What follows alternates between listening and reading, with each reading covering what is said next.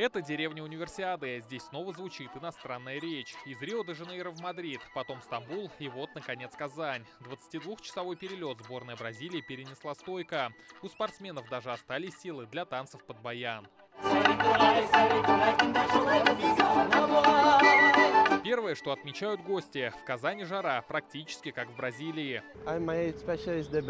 Здесь очень тепло, я удивлен, чувствую себя комфортно. Знаю, что у вас проходил чемпионат мира по футболу, отобраться на эти соревнования было непросто. Очень счастлив оказаться здесь.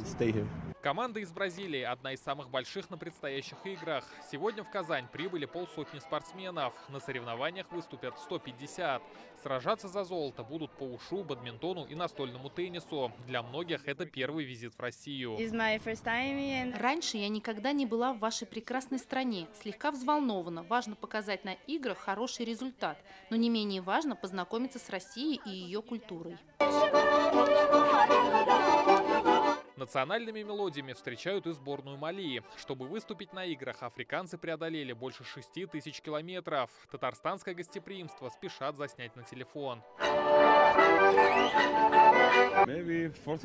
Мы летели около 10 часов. Я впервые в России, но много слышал об этой стране. Смотрел много видео по телевизору и в социальных сетях. Кроме этого, в последнее время Россия и Мали налаживают тесное сотрудничество. О широте географии игр говорит и визит этих спортсменов. Ребята из Буркина-Фасо исполняют песню о своей стране. В Казань приехали всего 3 участника. Это одна из самых малочисленных сборных.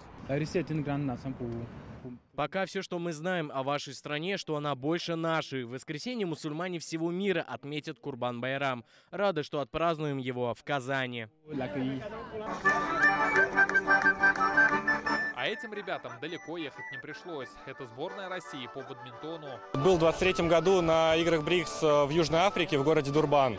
Естественно, понравилось очень. И там были Китай, Индия, как раз ведущие страны в мировом бадминтоне. И атмосфера, конечно, если честно, не такая дружелюбная была, как здесь. Конечно, очень понравилось, но вот здесь прям с первых шагов нас так встречают, и это очень здорово. Вслед за бадминтонистами встречают гимнастов. В этом виде спорта наша сборная считается фаворитом. В составе сильнейшие. В Казань приехали олимпийские чемпионы Артур Далалаян, Давид Белявский и Никита Нагорный. Раз 20 уже приезжаю в Казань.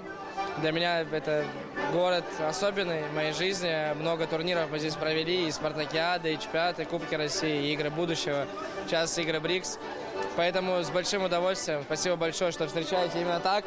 В составе сборной России есть и татарстанские представители. Казанец Даниил Маринов, двукратный чемпион страны по спортивной гимнастике.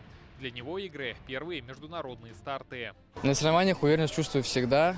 Я говорю, что я в предвкушении соревнований, что мне надо будет выходить, представлять не только Россию, но заодно и Республику Татарстан. Игры стран БРИКС соберут 5000 спортсменов. Деревня Универсиады – основное место проживания участников.